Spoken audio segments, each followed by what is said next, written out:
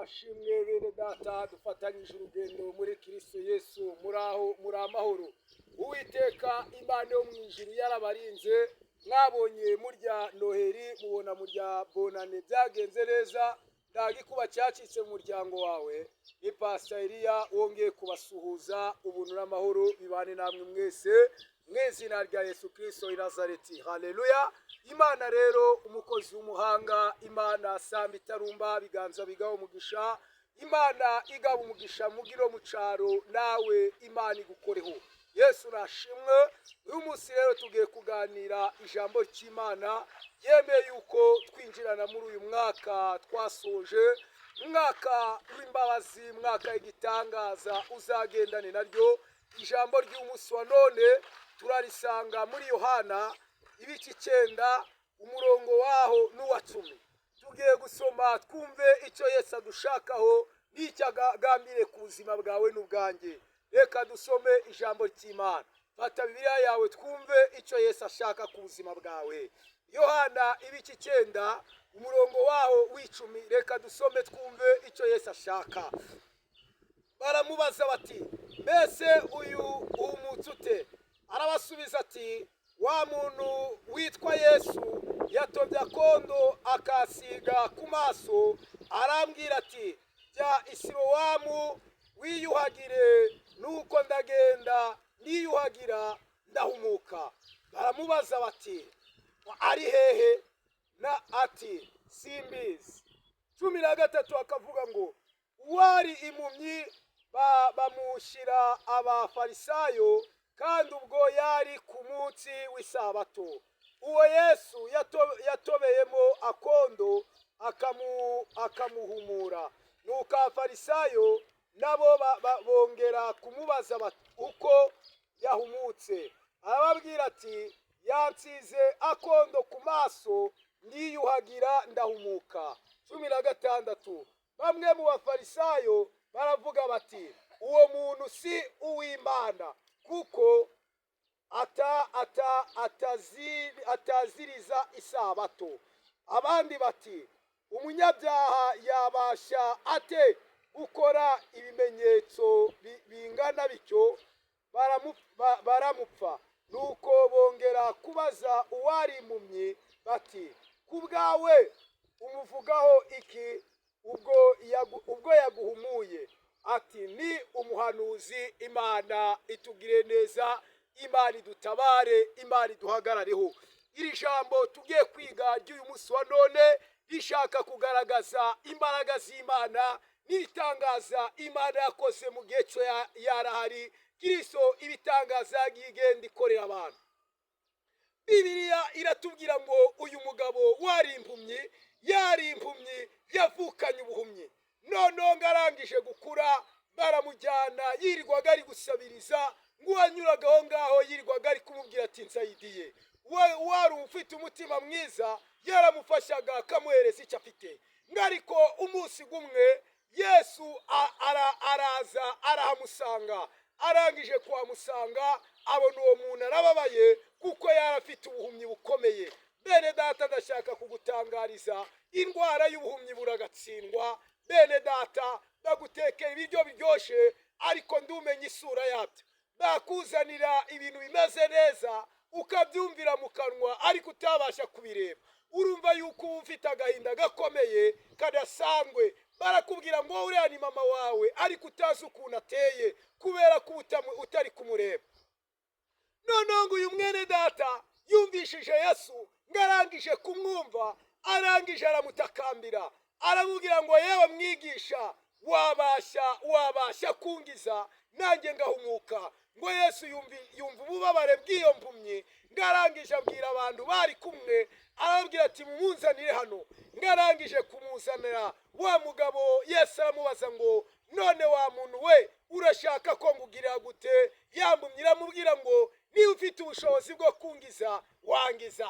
Bwana Yesu asifiwe. Imana yumve gusenga kwawe, Imana ikuzirikane, Imana igutekerezeho, Imana isobanura ibyawe, ikubirindurira igitare. Ngo nuko wamugabaririra Yesu cyane, ngo Yesu arangije ngafata konda aragatoba. Ngarangije kugatoba ngagasiga ku maso, ngo yambumye irangije irahumuka. Nyirangije guhumuka ngo ariko yareba abantu akabona abantu bari kuzenguruka, yabona ibiti akabona ibiti biri kuzenguruka. Yesu aramubaza ngo mbese urareba iki? Arangije avuga ngo ndi kubona abantu ariko ndi kubona bari kuzenguruka. Nareba ibiti ngabona biri kuzenguruka. Ngo Yesu aramubwira ngo noneho genda wiyuhagire mu kidendezi bita Isilowamu, urabona igitangaza cy'Imana. Yesu nashimwe. Ngo yambumye irangije iragenda ngijya muri cya kidendezi, irangije ngo yikubitamo, ngako kanya ivamo yahumutse. Imana ikugire neza, Imana igukoreho. Hari abantu Imana iri gukoraho rimwe bagahita bitera hejuru ngo turakize, nyamara bakirwanya. Urumva ko irambumye bayikoreyeho rimwe ariko ikabona abantu ndi barebe neza, yabona ibiti ndi birebe neza, irongera avuga ngo ngiye ntago ndi kureba. Yesu arayisubiza ngo genda widumbure mwakira kidendezi urakira. No muri iyi minsi hari abantu Yesu ari gukorezaho rimwe, yarangiza kubakoreraho rimwe bagahita bitera ngo twakize, nyamara bakigwaye. Ndashaka kubabwira ngo mujye mutegereza Imana ibakoreho bwa kabiri. Imana ibakoreho bwa kabiri, yere kuzajya ibakoraho rimwe ngo muhite mwitere hejuru ngo muvuge ngo turakize. Ujye utegereza Imana igukoreho bwa kangahe? Bwa kabiri. Kuko iyi mpumyi Yesu yayikozeho rimwe, irangije yareba ndirebe neza. Yesu arayibwira ngo subira ujye kwidumbura mu kidendezi bwa kabiri. Yambumye nibwo yahumutse. Urumva ko nawe ukwiriye gutegereza ko Imana yagukoraho bwa kangahe? Bwa kabiri, ukakira igitangaza cy'Imana. Haleluya. Bwana Yesu asiwe sana. Imana rero ni umukozi w'umuhanga, niyo isamba itarumba, niyo biganza bigaba umugisha. Yesu niwe wavuze ngo nugira umwete wo kunyumvira ukitondera amategeko yanjye, nzaguhereza umugisha mu mbuto zo mu nda yawe, nzaguhereza umugisha mu gitenga cyawe, nzaguha umugisha mu byo uzaharanira gukora. Bazagutera waciye mu nzira imwe, ngari kuwiteka Imana azabatatanyiriza mu nzira zingahe? Mu nzira zirindwi, ngo kuko wabanye n'Imana. Bwana Yesu asiwe. Ndashaka kukubwira ngo tegereza Imana igukoreho bwa kabiri. Were kuzajya Imana igukoreraho rimwe ngwite witira hejuru ngo ndikumva nakize, ahubwo tegereza Imana igukoreho bwa kangahe? Bwa kabiri. Yesu nashimwe cyane. Haleluya. Imana ihabwa icubahiro, Imana ihimbazwe. Umva neza yageze kuri Dawidi. Uyu mugabo Dawidi nawe yari umuntu wakoreraga Uwiteka Imana ye, ngo yari umucuranzi, yirirwa acurangira indama, acurangira amatungo. Ariko Dawidi ntago yaraziuka azaba umwami. Hari icyo Imana yakuvuzeho, hari icyo Imana yavuganye nawe, kandi icyo ngicyo Imana izagisohoza. Imana izagisohoza ku buzima bwawe. Nguyu Dawidi noneho akazajya acurangira Imana. Ngarangije gucurangira Imana, umwami wari witwaga Sawuli agomera Uwiteka. Ngarangije kugomera Uwiteka, ngo Sawuli Imana imuteza indwara y'ibisazi. Igihe yafatwaga n'ibisazi bamujyanaga kwa muganga bakamuvura ndakire. Ariko abajyanama be ngo bakaza kumenya yuko hari umusore bitaga Dawidi ucuranga inanga. Ngo barangije bagatuma kuri Dawidi, akaza agacurangira Sawuli, gakamucurangira akamubyinira, ngo Sawuli agasubira akaba muzima. Haleluya. Ngo Sawuli akaba muzima. Noneho ngo Dawidi agasubira mu nama ze. Ngo bikigihe Sawuli yarwaye, ngo Dawidi akamucurangira agakira. Haleluya. Turi mu ijambo ry'Imana. Imana ikugire neza, wongurikiye tege ijambo ry'Imana amatwi. Imana irakugira neza, Imana irakwibuka. Ngo noneho igihe cyarageze, ngo Sawuli kuko yari yaragomeye Uwiteka, ngigihe cye kivaho, Sawuli avaho. Ngarangije kuvaho, ngariko yavuye ku ngoma, yari yarashingiye Dawidi umukobwa we. Buriya Dawidi ni mukwe wa Sawuli. Ngabajyanama ba Sawuli barangije bavuga ngo none ninde uzasimbura Sawuli ku ngoma? Ngo barangije bavuga ngo hari umukwe we wari bita Dawidi, reka bari we tuzana abari usimbura Sawuli kuki ku ngoma. Ngo barangije bazana Dawidi bamushyira ku ndebe ya data bukwe we, Dawidi aba umwami ku ngoma ya Sawuli, ngo kuko yari umukwe wande wa Sawuli. Noneho ngo Dawidi yibutse neza Imana yamukoreye, imana yamukuye kuragira intama, imana yamukuye kuragira amatungo, none ikaba imwishyize ku ntebe y'ubwami, ngo arangije atangira kubyinira imana, ngo akabyinira imana akabyinira imana, ngo yibutse neza imana yamukoreye, yibutse uburyo yarabayeho nabi iyo ngiyo yaragiraga, yibutse yuko imana imwibutse abaye umwami, ngo akambara umukenyero akitira hejuru agasimbuka agahimbaza imana. Noneho ngo umugore we akamuseka. Noneho ngo Dawidi arangije avuga ngo ngewe ndabyinira Uwiteka imana yakuye so ku ngoma ikanyimika.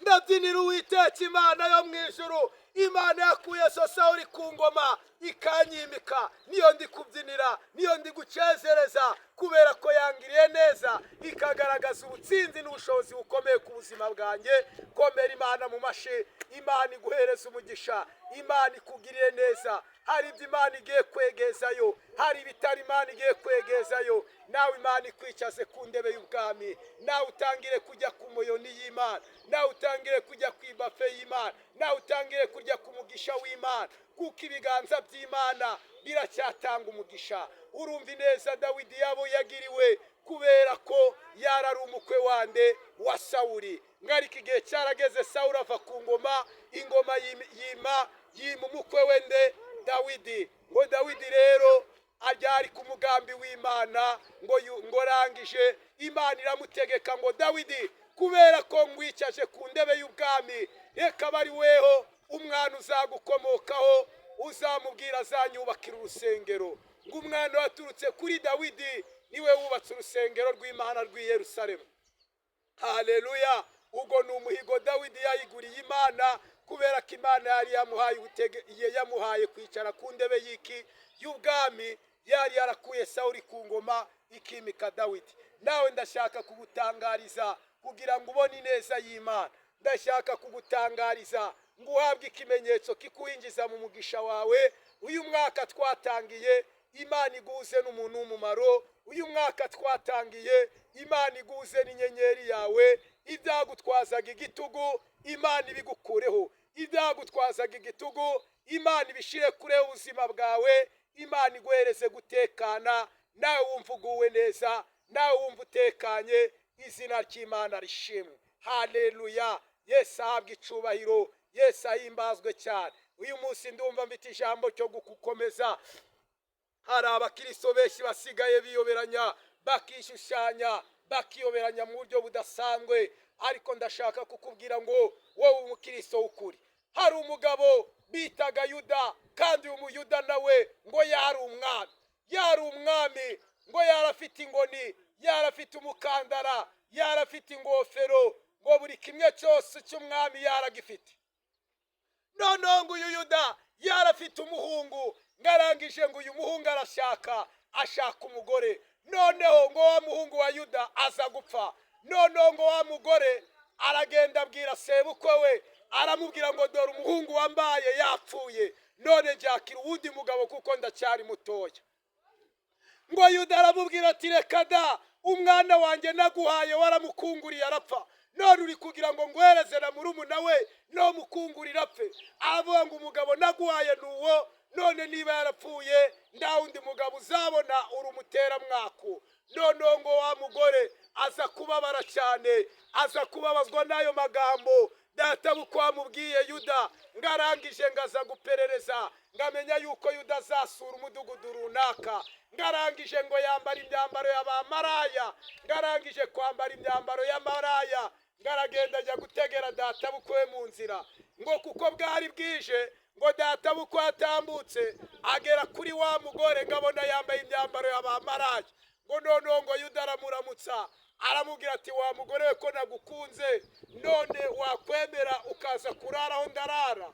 Ngo kandi yabibwiraga umukazana we, kuko umukazana we yari yiyubaranyije. Hari abakristo benshi bari kwiyoberanya, bari kwishushanya, bakiyambika imyambaro y'abamaraya, bakikora uko imana idashaka, bakisiga za rujibizo, bakisiga ibishwagoro, kugira bene data ngo babone umuhigo. Ariko ndashaka kugutangariza ngo bene data, imana irashaka ngo ukizwe neza.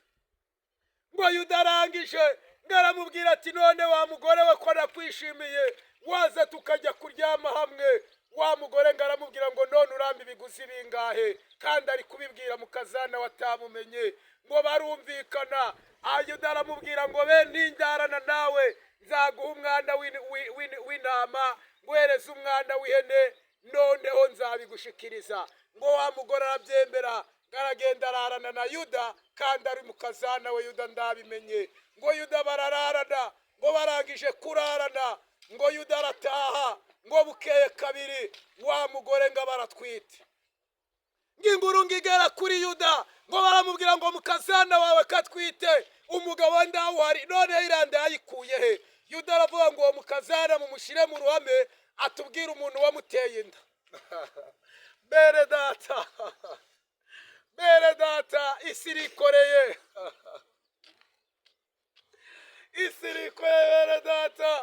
bere data uhagarare neza mu gakiza kawe. Yuda ati muze n'uwo mugore mubaze umuntu wamuteye iyo nda. Ngo barangije bakora inama, barangije kuyikora, hari itegeko rivuga ngo umuntu watwise inda y'ikinyendaro bazajya bamwicisha amabuye, kandi ubwo ni Yuda wari waratanze iryo tegeko. Haleluya! Noneho barangije bazana wa mugore, baramubwira ati wa mugore we, noneho tubwire ijya nyuma mbere yuko upfa. Ngarangije aravuga ngo mbere yuko munyica mubanze murebe iyi ngofero ni iyande. Abaturage ati ni iya Yuda. Iyi ngoni ni iyande? Uti ni iya Yuda. Uyu mukandara ni uwande? Ni uwa Yuda. Abaturage barangije babaza Yuda, baramubaza ati none birako twari tuzi ari ibikoresho byawe, none uriya mugore yabibonye gute? Yuda aravuga ati noneho nzinzwe n'urubanza, ishaka kuvuga ngo iranda yari iyande, yari ya Yuda. Aravuga ati nzinzwe n'urubanza, uyu mugore andushije kugira ute? Andushije gukiranuka, kuko ariwe wari warashyizeho itegeko ryo kwica abantu batwise inda z'ibinyendaro, ahita arikuraho. Aravuga ngo uwo muntu mumureke, kandi n'iryo tegeko ryo kwica abantu bafashe inda zitagira abagabo rikuweho, ndimuzongere kuzajya mubahemukira. Ngo Yuda ahita akuraho iryo tegeko ribi. Noneho wa mugore ngo ararokoka, izina ry'Imana rihabwa icubahiro. Ariko Yuda kuko yari umwami we ntacyo bari kugira ute? Bari kumutwara. Haleluya!